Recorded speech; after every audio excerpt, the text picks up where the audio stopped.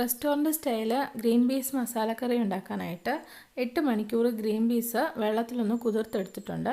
ഇനി ഇതിലേക്ക് 1 കപ്പ് വെള്ളം ഒഴിച്ച് കുറച്ച് ഉപ്പും മഞ്ഞൾപ്പൊടി, മുളക് പൊടി, മസാലപ്പൊടി ഇത്രയും ചേർത്തിട്ട് ഒരു 3 വിസിലടിച്ച് മാറ്റി വയ്ക്കാം. ഇനി ഒരു കടായിലേക്ക് 2 ടേബിൾ സ്പൂൺ വെളിച്ചെണ്ണ ഒഴിച്ച് വെളിച്ചെണ്ണ ഒന്ന് ചൂടാവുമ്പോൾ കുറച്ച് കടുകിട്ട് കടുകൊക്കെ ഒന്ന് പൊട്ടി വരുമ്പോൾ 2 വലിയ സവാള അരിഞ്ഞത് ചേർത്ത് കുറച്ച് ഉപ്പും കൂടെ ചേർത്തിട്ട് ഒന്ന് വഴറ്റിയെടുക്കാം.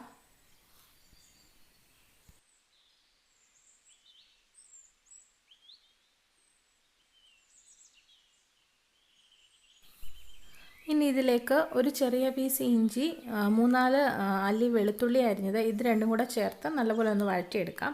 ഇതിലേക്ക് തക്കാളിക്ക് ചേർക്കണമെന്നുണ്ടെങ്കിൽ നമുക്ക് ഈ സമയത്ത് ചേർത്ത് കൊടുക്കാം. ഞാൻ ഇതിനകത്ത് ടൊമാറ്റോ സോസ് ചേർക്കുന്നതുകൊണ്ടാണ് തക്കാളിക്ക് ഇപ്പോൾ ചേർക്കാത്തത്.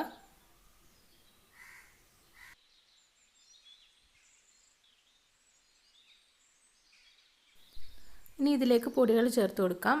മഞ്ഞൾപ്പൊടി, മുളക് പൊടി, മസാലപ്പൊടി ഇത്രയും പൊടികൾ ചേർത്തിട്ട് ഒന്നുകൂടി ഒന്ന് അതിൻ്റെ പൊടികളുടെ പച്ചമണം മാറുന്ന വരെ ഒന്ന് വഴറ്റിയെടുക്കാം.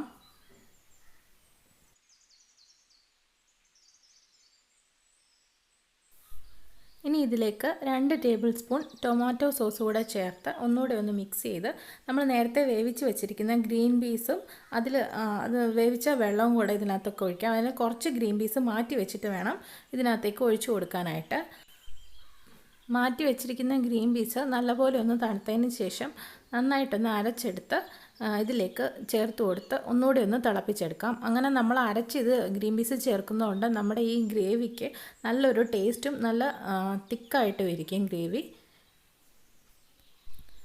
അപ്പത്തിനോ ചപ്പാത്തിക്കോ ഇടിയപ്പത്തിനോ ഒക്കെ സൈഡ് ഡിഷായിട്ട് എടുക്കാൻ പറ്റുന്ന നല്ലൊരു കറിയാണ് ഈ ഗ്രീൻ പീസ് മസാലക്കറി. ഇനി ഇതിലേക്ക് കുറച്ച് കറിവേപ്പില കൂടി ഇട്ട് ഫ്ലെയിം ഓഫ് ചെയ്തെടുത്ത് കഴിഞ്ഞാൽ നമ്മുടെ ഗ്രീൻ പീസ് മസാലക്കറി റെഡിയായി.